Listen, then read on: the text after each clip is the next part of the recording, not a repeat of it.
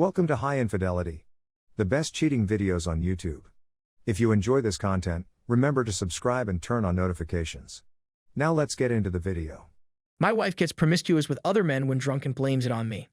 My wife, F37, and I, M45, have been married for 5 years. In the beginning, I noticed that she had come from a very bright past life, been raped, including being pregnant at age 12, ex-boyfriends. She later admitted that they would use her for sex and be non-committal to her. They would smell her underwear to see if she was fucking anyone else when she had ladies' night out or whatever. It would criticize her stretch marks and comment on her weight gain after her first marriage. She used to frequent strip clubs with her exes. She told me how her first husband was a porn star, and that her other ex, who she was in an open relationship with, would wait till she was blackout drunk and have back sex with her. Her circle of female friends are friends that she said she can't trust me with alone as they are too promiscuous. The guys would essentially duck her and leave. She called it just having fun, which is okay, but her fun seemed very toxic and not normal fun.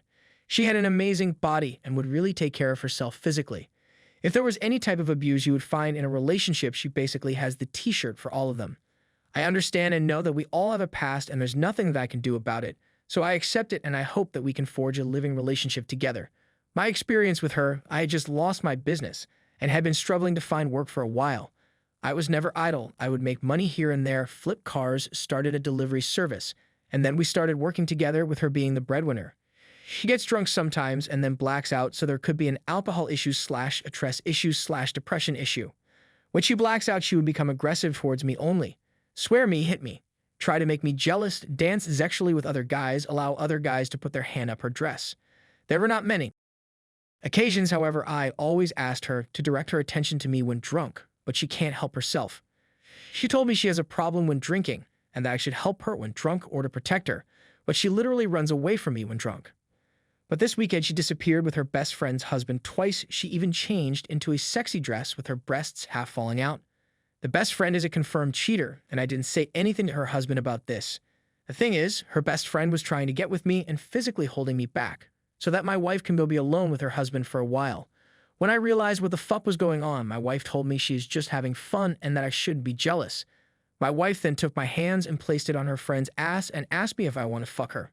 Her friend then came on to me, tried to kiss me, and I pushed her away several times. I did not entertain this, and I again asked my wife to direct her attention to me as she is my wife. My wife went ballistic and started swearing me, calling me a dick over and over. She went on for a while, and then even her friend and husband called me an outcast. They laughed at me, and my wife continued to swear at me. The next morning, she and her friend said they blacked out and can't remember anything. I told my wife about the night, and she had instant regret. She wants me to get over it because she was good to me in the past. I brought this up on 3 occasions, and she gets upset because she said sorry more than 10 times to me about the night. This led me to question all her guy friends' relationships with her. I don't think she understands how hurt I am.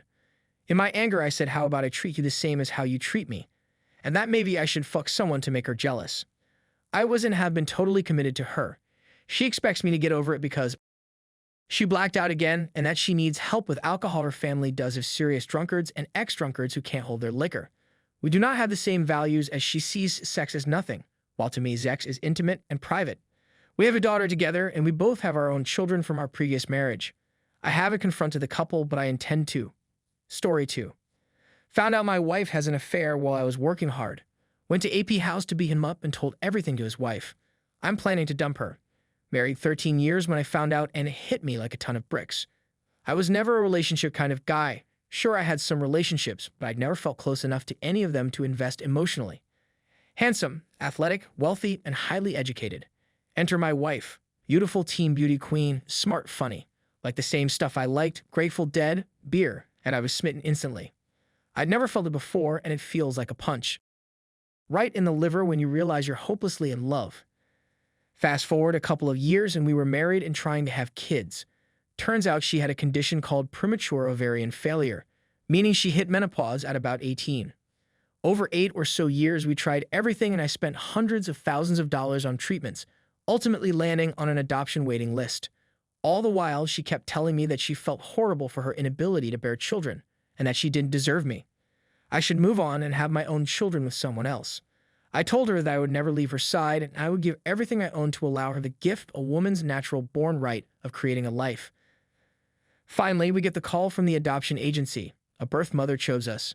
But as luck would have it, my wife became pregnant through IVF and a donor egg at the same time. The adoption agency said we were ineligible due to the pregnancy, but no matter. 9 months later, we welcomed our first child into the world. I felt like I was going to pass out when I met her, in disbelief that all of the time, money, and pain had ultimately allowed us to realize our singular focus. I had a great job, a nice house outside of NYC, and a new little family. I was laid off a few months later, but not to worry. I don't give up easily. After floundering around in the family business for a while, during which time we burned every dime of savings, I mortgaged the house in an attempt to provide my child a sibling. It worked. Twins were added to the mix. I borrowed a little more and went back to graduate school. That's when the trouble started. Expenses piling up, 3 kids in diapers, and a husband constantly driving 80 miles back and forth to school while working full-time must have gotten to her. I remember driving through town one day and my wife told me she was unhappy. I said, I know, but I will push myself as hard as I can to land a great job and restore our fortunes once I'm out of school. Not too much longer, I promise. A couple of days before Christmas, we had some friends at the house when the phone rang. The caller ID said it was a guy I played hockey with in an adult league. Actually, it was registered in his wife's name. The guy happened to be my wife's high school ex, a guy not even on my radar as someone whom to be jealous or worry about in the least. I never had a problem with him. We weren't buddies or anything. Far from it, but I could easily break him in half on many levels, and he probably knew it. My wife never used to talk about him, and if anything painted him in a less than complimentary light. So, I look at the caller ID and jokingly announce the call to my wife and friends. My wife all but ripped the phone from my hands to answer it. Seemed odd, but whatever. We were drinking and having a good time. Our friends and I chuckled about the guy for a minute and then moved on. She was gone for 30 minutes or so on. The phone upstairs, during which time things were winding down in the kitchen and the kids needed to go to bed. My friends said their goodbyes and were on the way out when my wife came downstairs looking like something was seriously wrong. She said we needed to talk after making sure the kids were settled in bed. I said, what is it? Silence. Seriously, what is it? Silence. Then an aura of guilt started to form. Spidey senses tingling now. What the hell did you die? I believe my only true job is to make sure my children grow into happy, successful adults. So far, so good. Once that's done, I can start thinking about what I want. I don't hate her anymore. I might even still love her, but the innocence is gone. And good Lord, I would love to pay back the pain. I don't need her in the slightest and probably wouldn't miss her, but my children need a mother right now. I feel for everyone who has had their trust broken, dreams smashed, confidence shaken, masculinity or femininity stripped from them.